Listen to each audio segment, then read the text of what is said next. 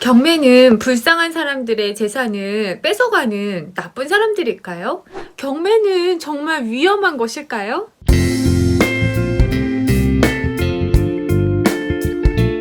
안녕하세요. 소사장 소피아입니다. 제가 지금 경매 과정 레버리지 마스터 2기를 운영 중인데요. 제가 경매를 배울 때도 들었던 소리이고 또 레마에 오신 분이 또 항상 몇 분이 꼭 이런 말씀을 하셔서 제가 영상으로 담아보려고 합니다.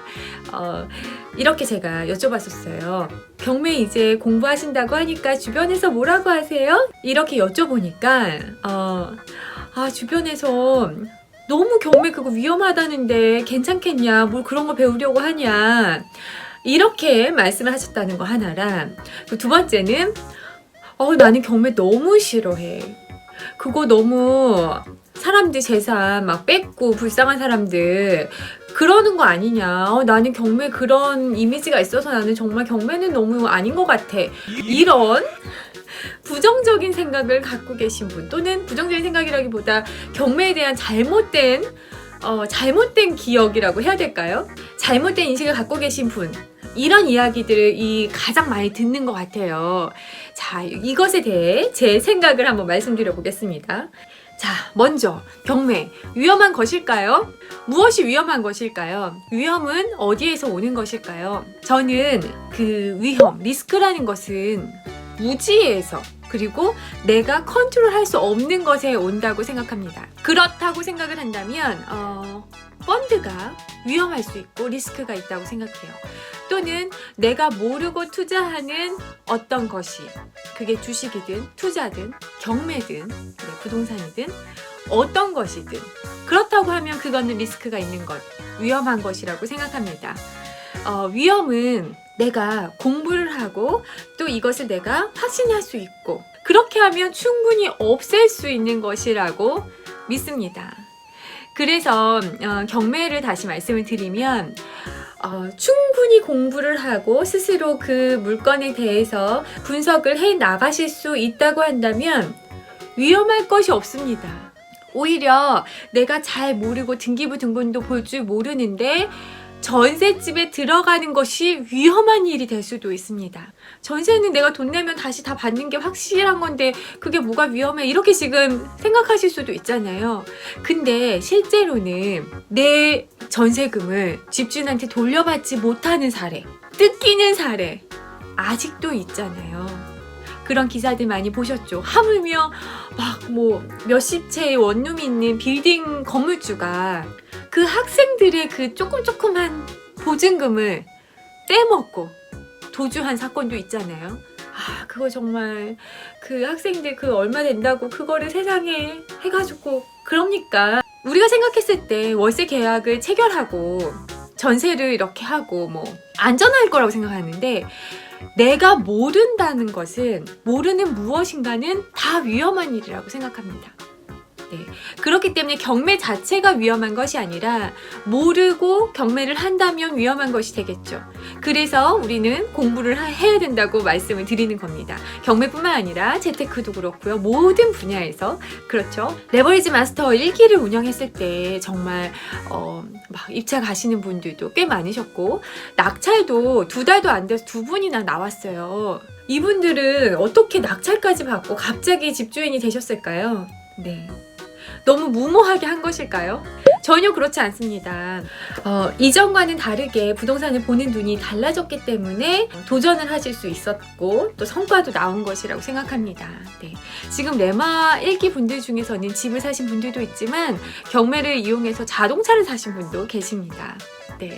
공부를 하고 알게 되면 할 수 있는 것들이 갑자기 많이 늘어나고 돈이 되는 부분이 보이는 그 시야도 넓어지게 되어 있거든요. 저는 모르면 위험한 것이다. 그것이 무엇이든 간에. 그래서 이것이 위험하다고 할 수 있는 게 아니라, 누군가는 우리가 보기에 굉장히 위험해 보이는 어떤 것도 안전하게 투자하는 사람이 있다는 거죠.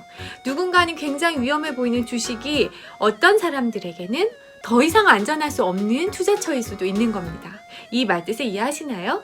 네, 그렇기 때문에 공부를 하시면 위험하지 않다. 그리고 당연히 경매도 공부를 하면 위험할 수 없다.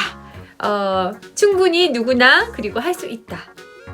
네, 그렇게 말씀드리고 싶습니다. 자, 두 번째. 경매는 불쌍한 사람들이 재산 이렇게 막 뺏고 막 이러는 거 아니야? 나 너무 경매하는 사람들 그래서 나 너무 싫어해. 이렇게 말씀하신 분이 있는데 제가 조금 막 얘기를 하면 너무 경매에 대해서 하나도 모르시고 하시는 말씀입니다. 너무 무지하신 거예요. 그 분야에 대해서. 네, 무지, 그냥 한자로 딱 무지 있잖아요. 우리가 왜 드라마에서도 이런 장면이 있었던 것 같아요. 막 이렇게 뭐 압류 딱지 막 노란색 막 붙어져 있고 갑자기 어느 날 막 조폭 같은 사람들이 들이닥쳐가지고 막 물건을 빼가면 뭐 막 그 사람들 바지가랑이를 붙들고 안 돼! 여기는 내 집이야! 뭐 막 이러면서 막 되게 막 울고 힘이 빠져하고 좌절하는 그런 광경. 그런 가족이 무너지는 상황, 그런 느낌의 장면들이 경매하면 떠올리시는 분들이 계신 것 같아요. 그리고 실제로 경매를 배우러 오시는 분들도 그 명도라고 하는 부분, 그러니까 기존에 살고 있던 사람, 그게 집주인이든 세입자든 그분들이 내보내는 그 과정을 명도라고 하는데, 그 명도 과정이 두렵다, 너무 무섭다, 네, 그렇게 하시는 분, 생각하시는 분들도 계시거든요. 그러니까 그런 두려움이나 이런 것들이 기존에 그분이 갖고 계신 고정관념, 선입견에 따라서 나온 것이라고 생각을 해요. 그럼 실제는 어떨까요? 정말 나쁜 사람일까요? 이런 생각을 또 갖고 있는 이유가 부동산에서 피해자가 존재하는 경우가 많이 있잖아요. 예를 들면 어떤 전세 세입자가 있는데 돈을 못 받는 거죠. 집주인이 돌려주지 못하는 거예요. 뜯기게 생긴 거예요. 어디를 이사를 가야 되는데 이사를 못 가는 거죠. 집주인이 나 돈 없어, 배째. 아니면 뭐 원래 1억을 얻는데 나 지금 그것보다 훨씬 적은 돈밖에 없어. 그거 받으려면 나가거나 아니면 네가 이 집을 사. 이런 식으로 협박을 한다거나. 그러니까 선의의 피해자가 존재하는 그런 케이스가 굉장히 많이 있죠. 그럴 때 경매를 하는 사람, 그러니까 낙찰자가 이 사건의 가해자인가요? 아니죠. 경매를 하는 이 낙찰자는 이 어떤 케이스에 해결해주는 사람이죠. 해결자입니다. 그럼 여기 피해자가 존재한다고 가정을 했을 때 그럼 가해자는 누군가요? 가해자는 집주인일 수도 있고요. 대부분의 집주인이 많이 있는 것 같아요. 또는 외부의 어떤 채권자일 수도 있고요. 네, 가해자라고 할 수 있을까요? 뭐 아무튼 주로 이제 채무자가 가해자가 되는, 그러니까 막 죄가 있다 이게 아니라 그냥 이렇게 사건을 이렇게 봤을 때 누군가가 피해를 봤다면 약간 덕을 본, 피해를 입힌 사람이 누군가 보면 뭐 채무자거나, 네, 이런 가능성이 있겠죠. 집주인이거나. 그죠? 그럴 때 이 경매 낙찰자는 이 문제를 해결해주는 사람입니다. 나쁠 이유가 단 1도 없는 거예요. 자, 예를 들어서 어떤 전세 세입자가 있어요. 근데 집주인이 망한 거예요. 부도가 났어. 그래서 이 세입자에게 돈을 줄 그런 상황이 아니에요. 이 집도, 네, 집을 뭐 팔아야 또 갚을 수도 있고 이런 상황인데, 이럴 경우에 세입자는 그럼 돈이 묶여버리잖아요. 다른 곳에 갈 수가 없잖아요. 그죠? 이럴 때 이 집이 예를 들어서 경매에 나왔다. 경매에 나오면 시간이 정해져 있잖아요. 딱 그날 기일 입찰이 되고, 물론 이게 뭐 그게 폐찰이 돼서 또 다음으로 미뤄질 수는 있지만 어찌됐건 해결 날짜가 딱딱 정해져 있습니다. 그럼 그때 이제 낙찰자가 생기게 되는데, 이 낙찰자 때문에 이 세입자는 어떤 결론이 확실해지는 거죠. 그렇지 않고 집주인이 나 돈이 없어서 이 집을 팔아서 널 줄 수 있는데 지금 집을 내놨어, 기다려, 이런 식으로, 나는 그 돈 아니면 널 못 줘, 뭐 이렇게 배째라는 식으로 나온다거나, 아니면 이 집 자체가 깡통주택이라거나, 이 집주인이 뭐 이 집을 팔아도 막 워낙 빚이 많아서 갚아줄 수 없는 능력이거나 등등등 여러 사정이 있어서 내가 제때 원할 때 약속한 시일에 돈을 받을 수 없는 상황이 될 수도 있잖아요. 그럴 때 이런 경매 과정은 바로 해결을 해주는 수단이 될 수도 있습니다. 그렇게 따지면 이 세입자 입장에서는 물론 돈을 받을 수 있는 세입자를 말합니다. 돈을 받을 수 있는 위치에 있는 이 세입자는 지금 누구가 되든 무슨 상관일까요? 내가 받을 돈만 빨리 주면 되겠죠. 그러면 해결이잖아요. 그게 집주인이 주든 어떤 사람이 와서 주든 상관이 없죠. 원하시는 거는 무조건 내 것이 이것이 어찌됐건 해결이 됐으면 좋겠다는 마음일 겁니다. 그럴 때 낙찰자가 생기는 것이고 해결이 돼서 속이 후련한 거죠. 대부분은 이런 상황인 것 같아요. 집주인이 있는 집이어도 채권자가 있잖아요. 채권자가 돈을 빌려줬는데 집주인이 집이 있었는데 돈을 갚지 못하는 상황. 네. 그럴 경우에 채권자는 돈을 받아야 되는데 돈을 못 받기 때문에 경매로 넘겨서 돈을 받는 거죠. 이럴 경우에도 이 낙찰자 덕분에 이 채권자는 자기가 빌려준 돈을 받을 수 있게 되는 거죠. 결국에는 대부분의 사례는 이렇게 어떤 문제를 해결해주는 위치에 있는 게 이 경매에 참여하는 사람들입니다. 가끔씩 어떤 물건에 대해서 손해를 보는 사람이 나오는 것은 경매에 참여하는 사람과는 전혀 상관이 없는 문제예요. 집주인의 문제거나 어떤 문제거나 또는 경매를 가끔씩은 악용을 해서 일부러 피해를 입히는 그런 나쁜 사람들도 있습니다. 법을 잘 이렇게 이용을 해서 그런 분들도 있어요. 그럼 그런 분들이 존재한다고 해서 이 경매라는 자체가 문제가 있는 걸까요? 그러면 이 경매를 그렇게 나쁘게 이용하는 사람도 있으니까 경매를 하는 사람은 다 나쁘다고 말을 할 수 있는 걸까요?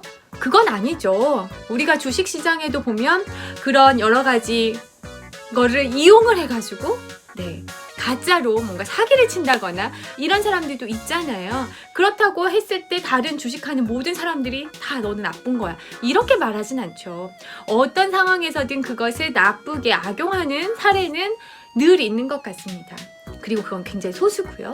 그 일 때문에 대다수의 건전하게 정상적으로 그리고 건전한 사고방식으로 투자를 하는 사람들까지 뭉쳐서 욕을 먹는 거는 말이 안 되는 것 같아요. 네. 그래서 제가 경매에 대해서 혹시 이런 생각을 갖고 계신 분들과 또 경매를 하고는 싶은데 스스로가 약간 부정적인 생각을 갖고 계신 분들에게 이 영상이 도움이 되셨으면 좋겠어요. 경매가 그렇지 않다. 네.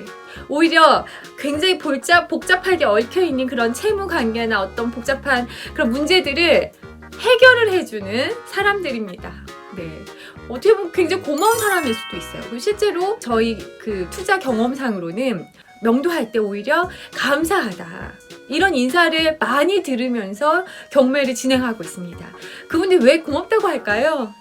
뭔가 굉장히 오래도록 그 고민이었고 안 풀리던 문제를 해결해준 사람이기 때문에 우리에게 고맙다고 인사를 하시는 거겠죠?